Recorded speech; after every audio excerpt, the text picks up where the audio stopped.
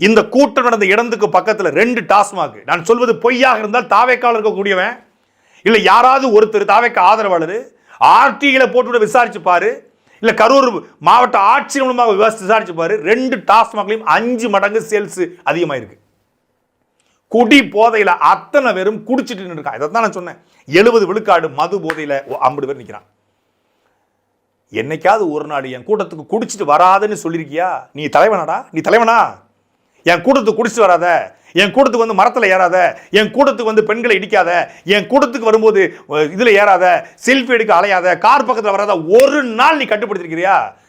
படத்துக்கு உன் பேனருக்கு பாலாபிஷம் ஊற்றுவதையும், கட் அவுட்டுக்கு ரத்தத்தை பீச்சடிப்பதையும், 100 தேங்காய் உடைப்பதையும் சைக்கோ போல. எப்படி இந்த ஒரு படத்தில் எஸ்.ஏ. சூரியன் நிற்பார்ல சைக்கோ, அந்த சைக்கோ யாரு? விஜய் தான்.